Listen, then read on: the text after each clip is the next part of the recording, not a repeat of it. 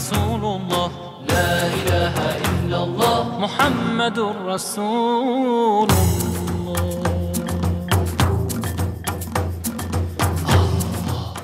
আসসালামু আলাইকুম ওয়া রাহমাতুল্লাহি ওয়া বারাকাতুহু। আলহামদুলিল্লাহি ওয়াহদাহু ওয়াসসালাতু ওয়াসসালামু আলা মান লা নাবিয়্যা বা'দাহু, আম্মা বা'দ। সুপ্রিয় দর্শক শ্রোতা, এই মুহূর্তে টিভি সেটের সামনে দেশে প্রবাসে কাছ ও দূরে থেকে যে যেখানে বসে আমাদেরকে দেখছেন, আপনাদের প্রত্যেককে সাদর আমন্ত্রণ জানাচ্ছি বৈশাখী টিভির নিয়মিত সাপ্তাহিক আয়োজন হৃদয়ে জুমাবার অনুষ্ঠানে। আমি মোহাম্মদ হেদায়েতুল্লাহ। প্রিয় দর্শক শ্রোতা, মহান আল্লাহ সুবহানাহু ওয়া তাআলা এই পৃথিবীটাকে ভারসাম্যপূর্ণ করার জন্য মানব জাতির খেদমতে অসংখ্য অগণিত মানুষের পাশাপাশি জিন জাতি ফেরেশতাকেও তিনি সৃষ্টি করেছেন। ফেরেশতাদের উপরে ঈমান কিভাবে আনতে হবে, তার ঈমানের রূপরেখাটা কেমন, শীর্ষক বিষয়ে আজকে আমরা আপনাদের সামনে আলোচনা উপস্থাপন করব। প্রিয় দর্শক শ্রোতা, ইসলামের এবং ঈমানের এই গুরুত্বপূর্ণ শাখাটির উপরে আলোচনা উপস্থাপন করার জন্য স্টুডিওতে আজকে আমরা আমন্ত্রণ জানিয়েছি প্রতিদিনের মতো ঢাকা বিশ্ববিদ্যালয়ের উর্দু বিভাগের সম্মানিত সহকারী অধ্যাপক হোসেইনুল বান্না। আসসালামু আলাইকুম ওয়া রাহমাতুল্লাহি ওয়া বারাকাতুহু। আজকে আমরা আলোচনার জন্য আপনাকে আমন্ত্রণ জানিয়েছি ফেরেশতাদের উপরে ঈমান কিভাবে আনতে হবে। তবে তার আগে ঈমান শব্দটার কনক্রিট কনসেপ্টটা যদি আপনি দর্শকদেরকে দিতেন। ধন্যবাদ। বিসমিল্লাহির রহমানির রহিম, নাহমাদুহু ওয়া নুসাল্লি আলা রাসূলিহিল কারীম, আম্মা বাদ। ঈমান শব্দটি আমনুন ধাতু থেকে এসেছে। আচ্ছা, এর শাব্দিক শব্দগত অর্থের দিকে যদি আমরা তাকাই, তাহলে এর অর্থ হচ্ছে নিরাপত্তা দান। জি। অনুরূপভাবে ঈমান শব্দটি আরবি বাবে ইফআল বলে আমানা ইউমিনু ঈমান। এটিরও যদি আমরা শাব্দিক অর্থের দিকে তাকাই, তাহলে এর থেকে মুমিন ইসমে ফাইল, যিনি ঈমান আনেন, মুমিন কাকে বলবে? যদি শাব্দিক অর্থের দিকে তাকাই, তাহলে অর্থ উঠবে যে অন্যকে নিরাপত্তা দেয়, দান করে। সুতরাং মুমিন, মুসলিম, এই শব্দগুলোর ধাতুগত অর্থের মধ্যেই নিরাপত্তা, আমন ও সালামত, শান্তির বিষয়গুলো স্পষ্টভাবে ফুটে ওঠে। ইসলামের সৌন্দর্য এই নামের মধ্যেই আসলে আছে। এই আমি চিন্তা করি, আপনি চিন্তা করেন যে একটা শব্দের মধ্যেই আজকে ইসলামকে যেভাবে বিকৃতভাবে উপস্থাপন করা হচ্ছে, কিন্তু কেউ যদি একটু চিন্তা করে যে মুমিন বা মুসলিম শব্দের অর্থটা কি, তাহলেই দেখবে যে এটার মধ্যে যেইভাবে শান্তির আহ্বান করা হয়েছে, শান্তির কথা বলা হয়েছে, অন্য কোনো শব্দের মধ্যে এত আবেগপূর্ণ, এত ব্যাপকভাবে শান্তির কথা কিন্তু উল্লেখ করা হয়। এখন আমি যদি পারিভাষিক অর্থের দিকে আসি, ঈমান কাকে বলে? মুমিন। ঈমান হচ্ছে যে আল্লাহ সুবহানাহু ওয়া তাআলার পক্ষ থেকে রাসূল পাক সাল্লাল্লাহু আলাইহি ওয়াসাল্লাম যা নিয়ে এসেছেন, তার প্রতি পূর্ণ বিশ্বাস স্থাপন করা, এর নামই হচ্ছে ঈমান। এখন ঈমানের কয়েকটি রূপ রয়েছে, কয়েকটি বিষয় রয়েছে ঈমানের মধ্যে, খুব গুরুত্বপূর্ণ বিষয়। একটি হচ্ছে যে অন্তরে বিশ্বাস করা, যেটিকে ইসলামের পরিভাষায় বলা হয় তাসদীক বিল জিনান। আর মুখে স্বীকৃতি দান করা, ইকরার বিল লিসান, এবং আরেকটি শব্দ আসে আমল বিল আরকান, সেটিকে আবার কাজে পরিণত করা। এই তিনটি ঈমানের মধ্যে অত্যন্ত গুরুত্বপূর্ণ বিষয়। কেউ দুইটা করলো, একটা করলো না, তাহলে তার ঈমান, তাকে পূর্ণ মুমিন আমরা বলবো না, কাফের আমরা বলতে পারবো না। কারণ এই ব্যাপারে হয়ে যায়, খারিজিরা এক পর্যায়ে এসে এই ধরনের ইয়ার কারণে অনেক মুমিনদেরকে একটি মাত্র কবিরা গুনার কারণে তারা মুসলমান থেকে বের করে দিতে চেয়েছে। আবার মুতাজিলারা এসে হাজারো গুনাহ করার পরেও তাদেরকে কিছু করা হবে না, এরকম বলা হয়েছে। সুতরাং প্রত্যেক যুগেই উলামা ইকরামরা তার যুগ চাহিদার পরিপ্রেক্ষিতে ফতোয়া দিয়েছেন। এই কারণে একটি মাসলা চলে আসে যে আমল ঈমানের জন্য গুরুত্বপূর্ণ বিষয় কি বিষয় না। ইমাম আবু হানিফা রাহমাতুল্লাহি আলাইহি আমলকে গুরুত্বপূর্ণ বিষয় বলেননি, কারণ ওই সময় খারিজিদের প্রভাব ছিল। আবার ইমাম শাফি রাহমাতুল্লাহি আলাইহি বলছেন যে না, আমল গুরুত্বপূর্ণ বিষয়, কারণ তখন কাদরিয়া, জাহমিয়া এবং মুতাজিলাদের প্রভাবে এই ধরনের ফতোয়া দেওয়া হয়েছে। আসলে সবার উদ্দেশ্য ছিল একটাই, যে কবিরা গুনার কারণে আমরা কাউকে কাফের বলবো না। এরকম কি ইমাম আবু হানিফা রাহমাতুল্লাহি আলাইহি বলেন যে 100টার মধ্যে, 100টা আলামতের মধ্যে ঈমানের যদি 99টিও কোনো মুমিনের মধ্যে না থাকে, একটি মাত্র আলামতও যদি থাকে ঈমানের, তাহলেও তাকে আমরা কাফের বলে ফতোয়া দেব না। ইসলাম চায় সমস্ত মানুষকে তার কাছে টানতে, কিন্তু ঈমানের মধ্যে যে এই বিষয়গুলো আছে, এইগুলোর প্রতি আমাদের গুরুত্ব দেওয়ার দরকার। কারো মনে ঈমান আছে, কিন্তু মুখে স্বীকৃতি নাই, বা আমলেও পরিণত করছেন না, জি, তার ঈমান কিন্তু আল্লাহ সুবহানাহু ওয়া তাআলা গ্রহণ করেননি। মুনাফিকদের খাজা আবু তালিব রাসূল পাক সাল্লাল্লাহু আলাইহি সাল্লামের যে চাচা ছিলেন, আল্লাহু আকবার, উনি রাসূল পাক সাল্লাল্লাহু আলাইহি সাল্লামের জন্য এত কষ্ট করেছেন আল্লাহু আকবার, যে খাজা আবু তালিব যে বছর ইন্তেকাল করলেন, রাসূল পাক সাল্লাল্লাহু আলাইহি সাল্লাম পরবর্তীতে যখন উল্লেখ করতেন বলতেন আমুল হুজুন, আল্লাহু আকবার, দুঃখের বছর রাসূল পাক সাল্লাল্লাহু আলাইহি দুশ্চিন্তার বছর ছিল, জি, জি। বছর ছিল এটা। তো এরপরেও খাজা আবু তালিব যেহেতু ইকরার বিল লিসান, মুখে উচ্চারণ করেন, রাসূল পাক সাল্লাল্লাহু আলাইহি সাল্লাম বলেছেন যে চাচা আপনি একবার মুখে উচ্চারণ করেন যে লা ইলাহা ইল্লাল্লাহ মুহাম্মাদুর রাসূলুল্লাহ। কিন্তু উনি চিন্তা করলেন যে মক্কার মুশরিকরা বলবেন যে এরকম একজন নেতৃস্থানীয় লোক মৃত্যুর ভয়ে আজকে সে ঈমান আনবে। আবার কিন্তু তার পাশে ইন্তেকালের সময় ওই যে আবু জাহেল ওরা ছিল, হ্যাঁ, হ্যাঁ। ওরা বসেছিল, তারাও হ্যাঁ ইয়া বায়াস করছিল, করেছিল হ্যাঁ। তাকে। তো উনি ঈমান আনেননি। আল্লাহ সুবহানাহু ওয়া তাআলা বলছেন ইন্নাকা লা তাহদি মান আহবাবতা ওয়ালাকিন্নাল্লাহ ইয়াহদি মান ইয়াশা। তার ঈমানকে এই আয়াতের পরিপ্রেক্ষিতে বোঝা যায় যে আল্লাহ সুবহানাহু ওয়া তাআলা গ্রহণ করেননি। আমরা যেটা আপনার আলোচনা থেকে বোঝার চেষ্টা করছি সেটা হচ্ছে যে শুধুমাত্র অন্তরে রসুলের জন্য ভালোবাসা বা ঈমান রাখলেই হবে না, এটা বাহ্যিকভাবেও প্রমাণ দিতে হবে। কিন্তু আবু তালেব তো কতটা ভালোবেসেছিলেন সেটা আমরা জানি। জি, কিন্তু রাসূল পাক সাল্লাল্লাহু আলাইহি ওয়াসাল্লামের উসওয়া আদর্শকে এবং যেই প্রক্রিয়ায় যেই তরিকায় রাসূল পাক সাল্লাল্লাহু আলাইহি ওয়াসাল্লাম আল্লাহর প্রতি বিশ্বাস স্থাপন করতে বলেছিলেন, খাজা আবু তালেবের সেটা ছিল না। আবার এদিক দিয়ে আমরা দেখি মুনাফিকদের অবস্থা, তাদের অন্তরে বিশ্বাস নেই, অন্তরে ঈমান নেই। ইযা জাকাল মুনাফিকুনা ক্বালু নাশহাদু ইন্নাকা লা রাসূলুল্লাহ আল্লাহু ইয়ালামু ইন্নাকা লা রাসূল আল্লাহু ইয়াশহাদু ইন্নাল মুনাফিকিনা লাকাযিবুন। এই মুনাফিকরা মিথ্যা কথা বলছে, রাইট, কিন্তু আমলও আছে তাদের, কিন্তু আল্লাহ সুবহানাহু ওয়া তাআলা তাদের ঈমানকে গ্রহণ করেননি।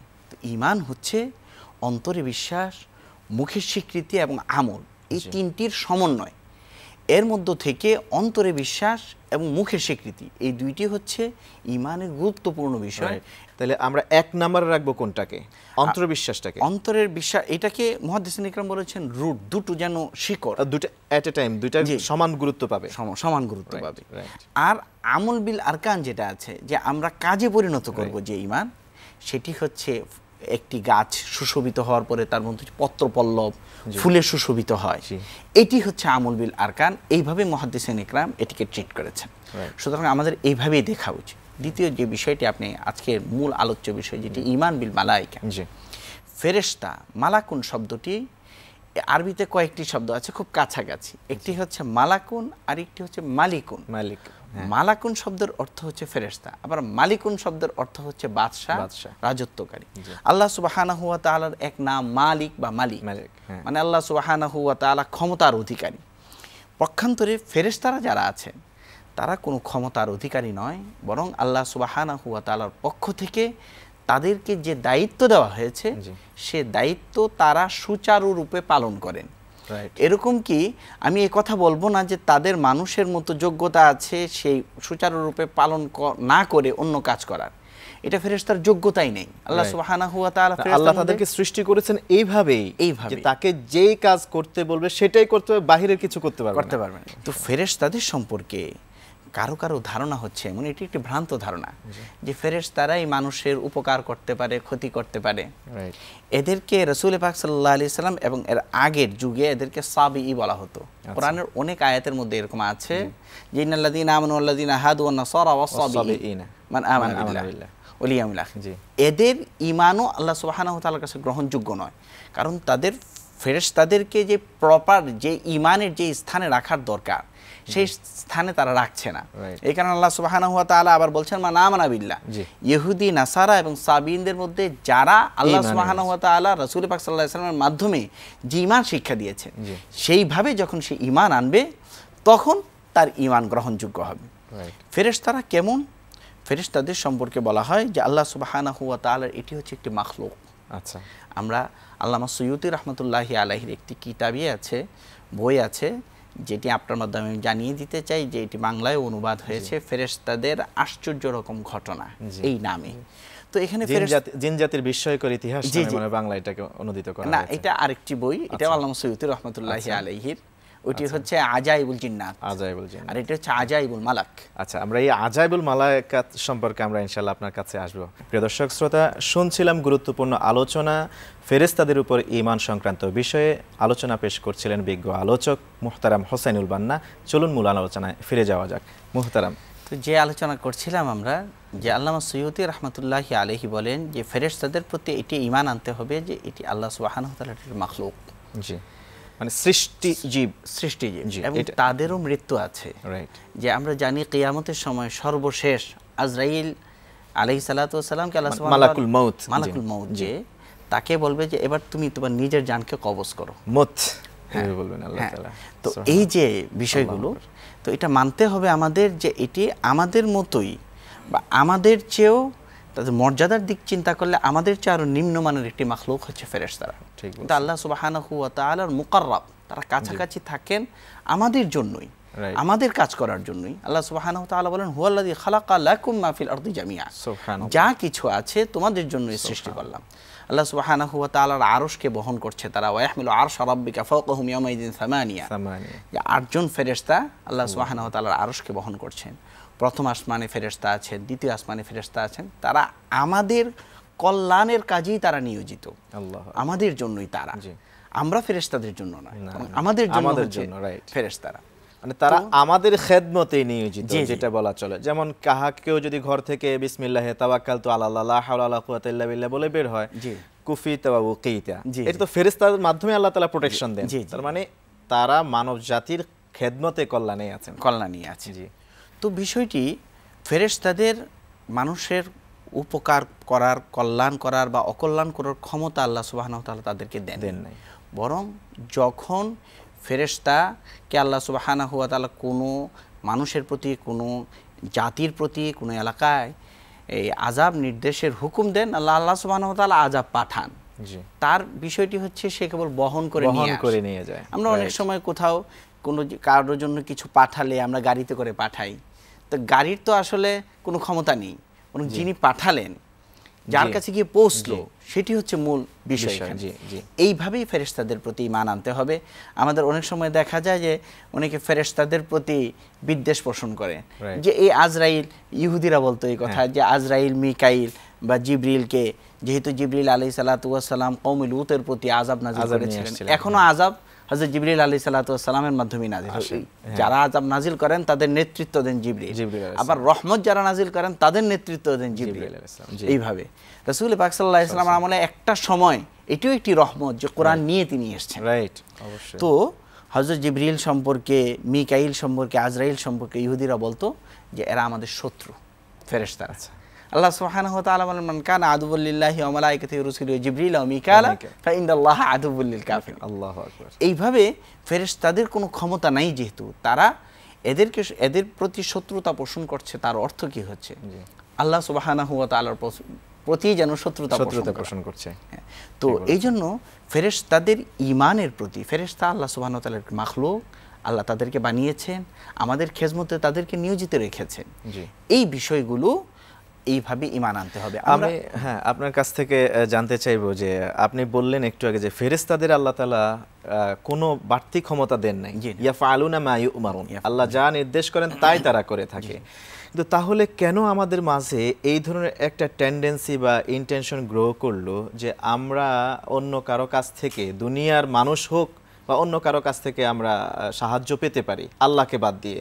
যেমন আমরা জানি সনাতন ধর্মে বিভিন্ন দেবী আমাকে এটা দিতে পারে, একজনে হচ্ছে গিয়ে পানির দেবী, আরেকজন হলো জ্ঞানের দেবী, এভাবে এক এক ধরনের বিশ্বাস আছে। এটা কোত্থেকে আসলো? আসলে এটার যদি ইতিহাসের দিকে আমি লক্ষ্য করি, ঢাকা ইউনিভার্সিটিতে আব্বাসীয় যুগের একটি কিতাব আছে, কাসাসুদ দুনিয়া, মানে দুনিয়ার ঘটনাবলী, ইতিহাস, সেখানে উল্লেখ করা হয়েছে 53 খণ্ডের সেই বইটি। সেখানে উল্লেখ আছে এই কথা যে সনাতনী ধর্ম কিভাবে আসলো, যে হয়তো একটা যুগ এরকম ছিল যে এই মানুষগুলো খুব ভালো ছিল, তারা আল্লাহ সুবহানাহু ওয়া তাআলার খুব নিকটবর্তী বান্দা ছিলেন, তারা ওলি ছিলেন। পরবর্তীতে তার ইন্তেকালের পরে শয়তান তাদের কাছে আসলো এবং বলল এই কথা যে এই মানুষ তোমাদের জন্য খুব ভালো ছিল, আল্লাহ সুবহানাহু ওয়া তাআলার মুকাররব ছিল, এক কাজ করো, তোমরা তার একটি ছবি স্কেচ করে রাখো, যাতে তার কথা মনে করে তোমরা আল্লাহ সুবহানাহু ওয়া তাআলার ইবাদত করতে পারো। আল্লাহু আকবার। তো ছবি অঙ্কন করা হলো তার। কিছুদিন পরে দেখা গেল কাগজের ছবি নষ্ট হয়ে যায়। তখন শয়তান আবার এসে বলল যে কাগজের ছবি যেহেতু নষ্ট হয়ে যাচ্ছে, তোমরা এক কাজ করো, তোমরা এটাকে মাটি দিয়ে বানাও যাতে নষ্ট যাতে না হয়। রাইট। এইভাবে মূর্তির প্রচলন ঘটল। তৃতীয় জেনারেশনের কাছে এসে শয়তান বলল যে আসলে এই হচ্ছে তোমাদের আল্লাহ, এইভাবে তোমাদের পূর্বপুরুষ সম্মান করেছে, তোমরাও কি করবে এইভাবে এদেরকে সম্মান করবে, সাজদা করবে, এইভাবে এইটি গ্রো করেছে।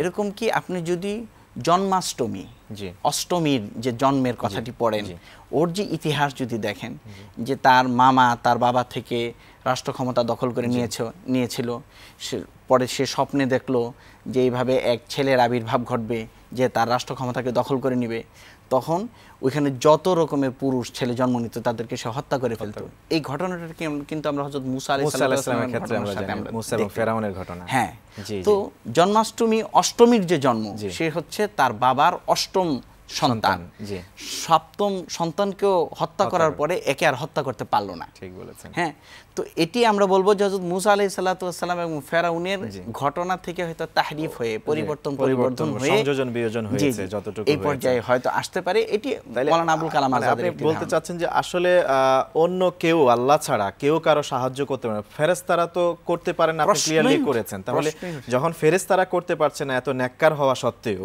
আল্লাহ তাআলার প্রিয় সৃষ্টি হওয়া সত্ত্বেও, তাহলে অন্য কেউ করবে এটা তো আসলে আশা করাও যায় না। হযরত ইব্রাহিম আলাইহিস সালামকে যখন বলা হচ্ছিল যে তুমি এদের পূজা করো, তখন কিন্তু উনি কথাটি বলেছেন যে লা ইয়ানফাউনা ওয়া লা ইয়াদুরুনা, কেন আমরা তার পূজা করব? এটা আমাদের উপকারও করতে পারে না, ক্ষতিও করতে পারে না।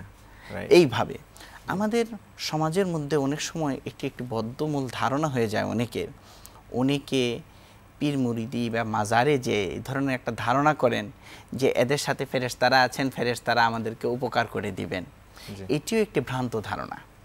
আল্লাহ সুবহানাহু ওয়া তাআলাই একমাত্র আমাদেরকে উপকার করতে পারেন। এবং রাসূল পাক সাল্লাল্লাহু আলাইহি ওয়াসাল্লাম ঈমান কাকে বলে, আমরা যদি মুসলিম শরীফের 52 নম্বর অধ্যায়ের 20 নম্বর হাদিসটি দেখি, হযরত আনাস রাদিয়াল্লাহু তাআলা আনহু বলছেন, এক সাহাবী আসলো এবং বলল, ক্বালু ইয়া রাসূলুল্লাহ মাল ঈমান। রাসূল সাল্লাল্লাহু আলাইহি ওয়াসাল্লাম বললেন, আনতুমিনা বিল্লাহ ওয়া মালাইকাতিহি ওয়া কুতুবিহি ওয়া রুসুলিহি ওয়াল ইয়াউমিল আখির ওয়াল বা'স বা'দাল মাউত। এই বিষয়গুলির নাম হচ্ছে ঈমান। যে আল্লাহ সুবহানাহু ওয়া তাআলার প্রতি ঈমান আনা, তার প্রেরিত কিতাবের প্রতি, ফেরেশতাদের প্রতি ঈমান আনা, আর তাকদীরের ভালো মন্দের প্রতি ঈমান আনা, এবং মৃত্যুর পরে আমাদের আবার আল্লাহ সুবহানাহু ওয়া তাআলার কাছেই যেতে হবে, এর উপরে ঈমান আনা। মালি আলা আবুদুল্লাযী ফাতারানি ওয়া ইলাইহি তুরজাউন। আল্লাহু আকবার। যে আমাকে যিনি সৃষ্টি করেছেন তারই ইবাদত করব আমি, তার কাছে ফিরে যাব। বহুত শুকরিয়া। যেহেতু আল্লাহ তাআলার কাছে আমাদেরকে ফিরে যেতেই হবে, অতএব আমাদের ঈমানটা সেই রকম নিষ্কলুষ হওয়াই উচিত। জি জি, বহুত শুকরিয়া মুহতারাম, আপনাকে আমাদের এই স্টুডিওর পক্ষ থেকে আরো একবার স্বাগত জানাচ্ছি। আপনি আমাদেরকে মহামূল্যবান সময় দিয়েছেন। শুকরিয়া। প্রিয় দর্শক শ্রোতা, আপনারা এতক্ষণ পর্যন্ত দেখছিলেন আপনাদেরই প্রিয় অনুষ্ঠান বৈশাখী টিভির নিয়মিত সাপ্তাহিক আয়োজন হৃদয়ে জুমাবার। প্রিয় দর্শক শ্রোতা, আমরা এতক্ষণ পর্যন্ত জেনেছি ফেরেশতাদের উপরে কিভাবে ঈমান আনয়ন করতে হবে। মুহতারাম যথার্থই বলেছেন, ফেরেশতাগণ হচ্ছেন আল্লাহ তাআলা সৃষ্ট এক প্রকার প্রাণী, যারা মানুষের চেয়ে ঊর্ধ্বতন নয়, শ্রেষ্ঠত্বের দাবিদার নয়, বরং আল্লাহ তাআলা তাদেরকে সৃষ্টি করেছেন মানব জাতির খেদমতের জন্য। আল্লাহ তাদেরকে যা করতে বলেন তারা তাই করে, তার ব্যতিক্রম কিছুই করতে পারে না। এইভাবেই আমরা ঈমান আনয়ন করব এবং সব ফেরেশতার উপরে আল্লাহ সুবহানাহু ওয়া তাআলা আমাদেরকে বা মুমিন হিসেবে কবুল আর মঞ্জুর করুক, এই আশাবাদ ব্যক্ত রেখে ইসলামের গুরুত্বপূর্ণ আরও ইস্যু নিয়ে আবার দেখা হবে আপনাদের সাথে। ততক্ষণ পর্যন্ত ভালো থাকুন, সুস্থ থাকুন। ওয়াসসালামু আলাইকুম ওয়া রাহমাতুল্লাহি ওয়া বারাকাতুহু।